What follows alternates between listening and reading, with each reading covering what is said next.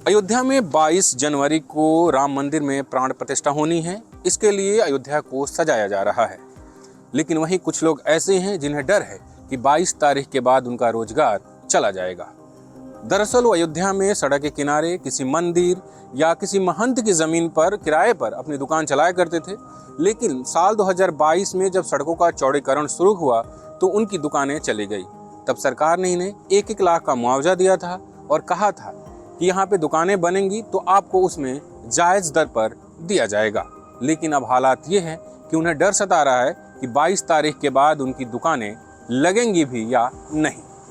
अब मोदी चाहें तो हमको दुकान दे दे टेढ़ी बाजार पे, इतना पैसा तो नहीं दे पाएंगे, थोड़ा बहुत कुछ दे देंगे। 30-35 लाख हमारे पास नहीं है बाबू, हम परेशान आदमी हैं। ये राम कुमारी हैं। 60 वर्षीय राम कुमारी अयोध्या के राम जन्मभूमि के पास पिछले 27 सालों से अपना दुकान चला रही थी। इनके पास 2 पक्की दुकानें थीं, लेकिन जब यहाँ सड़कों का चौड़ीकरण करना शुरू हुआ तो इनकी दुकानें चली गई।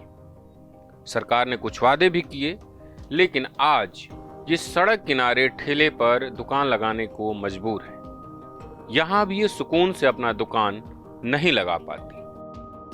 दुकान तोड़े तो 1 लाख रुपए दिए, टेढ़ी बाजार पे दुकान दे रहे हैं तो मांग रहे हैं 30 लाख 35 लाख। गरीब आदमी कहाँ से दे? दुकानें नहीं ले पाए, सड़क पे लगाते हैं, प्रशासन मारती है, भगाती है, नहीं लगाने देती। खेती बाड़ी है नहीं, कमाना खाना है, अगर कमाएंगे नहीं तो घर में चूल्हा नहीं जलेगा। तो आपकी यहाँ कब से दुकान थी? यहाँ हमारी दुकान 27 साल से थी, जब से रास्ता खुला। दुकान बनी बनाई थी, रात में तोड़ा गया है, प्रशासन तोड़ी है। माल भी उठा के लेके चले गए थे, बाद में वापस कर दिए नगर निगम से। 1 लाख रुपए दिया है सरकार, उसको नहीं कहेंगे नहीं। 1 लाख दिए, अब 1 लाख के 2 लाख 3 लाख मांगे तो ले सकते हैं। अब 40 लाख 35 लाख हमारे पास है नहीं तो ले कहाँ से? यही दुकान लगाते हैं, ऐसे दाल रोटी चलता है, आते हैं तो बढ़ा के भाग जाते हैं। बच्चों को लाठी डंडा से मारते हैं ना हटे तो। ये तो अपने बेशर्माई से अपने पेट के लिए लगाते हैं, जब नहीं लगाने देंगे तो बैठना पड़ेगा। ये कहानी सिर्फ राम कुमारी की नहीं है, पुरुषोत्तम झा की भी कुछ ऐसी ही हैं। उनकी भी यहाँ 2 दुकानें हुआ करती थी, लेकिन आज एक भी नहीं है और वो भी सड़क किनारे ठेले पर दुकान लगाने को मजबूर हैं। ये रास्ता पहले राम मंदिर को जाता था और घूम करके लोग दर्शनार्थी यहीं तिराहे पे आकर के मिल जाया करते थे। ऐसे जो मेजों पे दुकानें लग रही हैं, ये इधर पूरी दुकानें हुआ करती थी पूरी लाइन से। बीच में ये राम गुलेला मंदिर है, इसमें रास्ता दिया गया था अंदर जाने के लिए मंदिर में। ये दीवार जो देख रहे हैं इसके ठीक बगल में ये हमारा जो दुकान का लास्ट हिस्सा था, ये दीवार ही था। उस टाइम तो यही हुआ था कि हमें दुकान के बदले दुकान दी जाएगी, हम लोग भी खुश थे। लेकिन बाद में जब बातें हुई तो पता चला कि आपको मौका भी नहीं दिया जाएगा। हम लोग की पूरी पुलिस छावनी बनाई गई थी, उस टाइम दुकान तोड़ी गई थी। हम अपनी रोजी रोटी नहीं चला पा रहे हैं, सबसे ज़्यादा दुख इन बातों का। ऐसे ही मेजों पे हम लोग दुकान लगा के अभी जीवन यापन कर रहे हैं। अब इनसे मिलिए मनोज। इनकी भी दुकान चौड़ीकरण में चली गई। उसके बाद जैसे तैसे किराए पर लेकर एक छोटी सी दुकान चला रहे हैं, लेकिन इस क्षेत्र में भी चौड़ीकरण होना है और इन्हें डर है कि यहाँ से भी दुकान चली जाएगी। अधिकारियों ने कहा था कि आपको लागत मूल्य पर दुकान दी जाएगी। तो कौन सी दुकान है जिसकी 20 लाख है लागत है?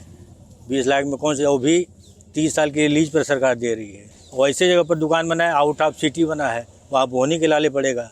बोनी नहीं होना है तो किस आधार पर हम खेती बाड़ी बेच करके वो ज़मीन लें, उस दुकान को लें तो किस आधार पर लें? तो जब वहाँ कोई भविष्य नहीं है। चलती दुकान की कीमत 1 लाख रुपया, और जहाँ कहीं चल नहीं रहा, बोनी नहीं होनी है, वहाँ 20 लाख 22 लाख की दुकान। 2 दुकान हमको मिली, एक 18 लाख कुछ हज़ार की है, एक 20 लाख कुछ हज़ार की है, इससे समथिंग है। और उसमें GST 18% GST जोड़ेंगे और प्लस वो रजिस्ट्री चार्ज जोड़ेंगे। दुकान हमको मिलनी नहीं, उसमें रजिस्ट्री चार्ज किस बात की? न बैनामा न कुछ। 30 साल के बाद जब तक किसी तरह से लोकल व्यापार वहाँ आदमी किया तो कुछ हो सकता है चले, तो 30 साल तो जमाने में लग जाएगा। जब जम करके पूरी तरह से तैयार होगा तो हमको भाई पता नहीं सरकार देगी कि नहीं देगी, क्या करेगी। सरकार चाहिए होती तो हमको दुकान वहीं मिल गया होता। पीछे रामलीला मंदिर की ज़मीन थी, हर जगह सरकार चाहिए होती तो 10 फीट और लेकर के हमको दे दी होती, और वहाँ जहाँ सरकार दे रही है तो हमारे पास इतना तो पैसा नहीं है। कम से कम आप हमको हमारी दुकान को लिए हैं तो कम से कम फ्री दुकान देते। रामकुमारी, पुरुषोत्तम झा और मनोज, ये तीनों राम मंदिर के बेहद करीब स्थित श्री राम गुलेला मंदिर के किराएदार थे। ये लंबे समय से वहां किराएदार थे और राम गुलेला मंदिर और इनके बीच किराए को लेकर केस भी चल रहा था। बावजूद इसके इनकी दुकानों को तोड़ दिया गया। जब हम इस बारे में बात करने राम गुलेला मंदिर पहुंचे तो वहां मौजूद जो केयरटेकर हैं उन्होंने कुछ भी बोलने से इनकार कर दिया। अयोध्या में सड़कों के चौड़ीकरण से प्रभावित होने वाले ये सिर्फ 3 दुकानदार नहीं हैं, इनकी संख्या सैकड़ों में है। इस योजना में कम से कम 4000 व्यापारी जो है प्रभावित हुए हैं, जिनकी कम दुकानें रही, ज़्यादा रही, आधा रही, 2 फुट रही हैं, और करीब 1600 व्यापारी जो है पूरी तरीके से विस्थापित हो गए हैं। इस संदर्भ में तत्कालीन उप मुख्यमंत्री दिनेश शर्मा जी का भी आश्वासन मिला था हम बैठक में कि हम आपको पहले बसा देंगे, उसके बाद उजाड़ेंगे, लेकिन सरकार प्रशासन नहीं मानी और सहमत के नाम पर एक दबंगई करते हुए अपनी योजना को लागू किए, और जिसमें हम व्यापारियों को काफ़ी नुकसान हुआ है। आप मेरे पीछे देख रहे हैं कि एक बहुत बड़ी सी बिल्डिंग बनी हुई है जिसका नाम है अरुंधति बहुमंजिली पार्किंग एवं व्यवसायिक कॉम्प्लेक्स। ये अयोध्या के टेढ़ी बाजार पे है। इसके ठीक सामने एक और कॉम्प्लेक्स बना हुआ है, इसका नाम भी यही है। इस पे भगवान राम की बड़ी सी तस्वीर बनी हुई है और इस पे लिखा हुआ है, इतना तो निध्यान होना चाहिए, मिले किसी से जय श्री राम होना चाहिए।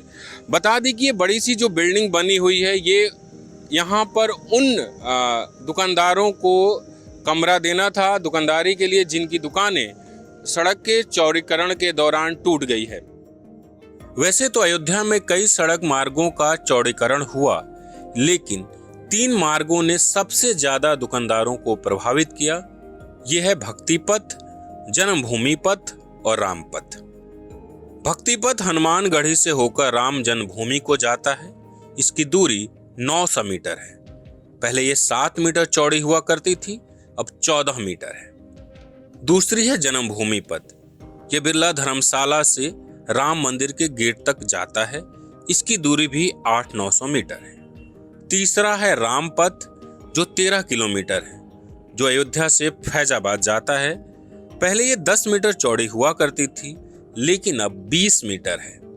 सड़कों की चौड़ाई ने आवागमन को सुलभ तो बनाया है, लेकिन लोगों की रोजी रोटी पर रोक लगा दी। अयोध्या में मर्यादा पुरुषोत्तम राम की नगरी में राम लला जी का मंदिर जो बन रहा है, यहाँ के पब्लिक तो खुश है, परंतु सरकार द्वारा दिए गए मुआवजा, तोड़े गए दुकान से वजह से सब नाखुश हैं। मेरी दुकान यहाँ हनुमानगढ़ी के सीढ़ी के ठीक सामने हुआ करती थी। परंपरा या प्राचीन सभ्यता के नाम पे जो दुकानें बनी हुई थी वो दुकानें हटा दी गई। आज वहाँ पर रोड बना दिया गया है। सरकार ने अयोध्या की जनता किसी की नहीं सुनी, हमारी नहीं, किसी की नहीं सुनी और ना सुन रही है। अयोध्या में जो भी विकास हो रहा है तो विकास के नाम पर हमको लगता है तो इनका एक राजनीतिक एजेंडा है। ये अपने लोकसभा चुनाव के लिए इसको सजा रहे, संवार रहे हैं कथित रूप से, जबकि यहाँ की जनता, नागरिक, साधु सभी परेशान हैं और उनको बराबर भय है कि कब हमारा दुकान चला जाएगा, तब हमारा मकान चला जाएगा। इतने ज़्यादा नुकसान होने के बाद जहाँ 1600 व्यापारी उधर जा रहे हैं, 400-500 यहाँ के निवासी उधर जो उनका मकान टूट चुका है, कई मंदिरों को तोड़ दिया गया है, उसके बाद भी लगातार ये सुनाई पड़ रहा है, ये जा रहा वो जा रहा है।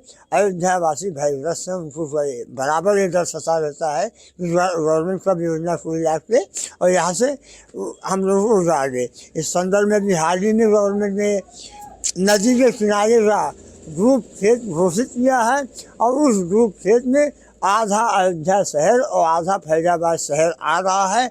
अगर वो लागू होता है तो एक यहाँ पर बहुत बड़ी विस्थापन देखी जाएगी। तो आपने देखा कि जो दुकानदार हैं वो परेशान हैं उनका कहना है कि इन बड़ी बड़ी बिल्डिंग्स में हम दुकान नहीं ले सकते क्योंकि बहुत सारा पैसा देना होगा, हमारे पास उतनी सेविंग नहीं है। अभी वो रेहड़ी पे सड़क किनारे अपनी दुकान लगा रहे हैं, लेकिन उन्हें इस बात की भी चिंता है कि 22 जनवरी के बाद जिस दिन राम मंदिर में प्राण प्रतिष्ठा हो जाएगी, उसके बाद उन्हें वहां से हटा दिया जाएगा। वो कहाँ जाएंगे, उनका परिवार कैसे चलेगा, इसको लेकर उनके पास भी कोई जवाब नहीं है। बसंत कुमार, अयोध्या से newslaundry.com के लिए ये रिपोर्ट आप सबके सहयोग से मुमकिन हो पाई है, क्योंकि आप जानते हैं कि अयोध्या में न्यूज लॉन्ड्री सेना प्रोजेक्ट के तहत रिपोर्ट कर रहा है। न्यूज लॉन्ड्री किसी से विज्ञापन नहीं लेता, ना ही कॉरपोरेट से और ना ही सरकार से। हम आपके सहयोग से काम करते हैं, ये सहयोग बनाए रखें और न्यूज लॉन्ड्री के सेना प्रोजेक्ट द न्यू अयोध्या को सपोर्ट करने के लिए newslaundry.com/सेना पर जाएं और अपने मन मुताबिक राशि चुनें। पत्रकारिता का नासूर बन चुके विज्ञापन के मॉडल को खारिज करके खबरों की इस दुनिया को बदलिए ताकि पत्रकारिता आपके लिए जवाबदेह बने। newslaundry.com/सब्सक्रिप्शन पर क्लिक कीजिए और अपने मन मुताबिक पेमेंट का विकल्प चुनिए, क्योंकि हमारे सब्सक्राइबर्स का नारा है, मेरे खर्च पर आजाद हैं खबरें।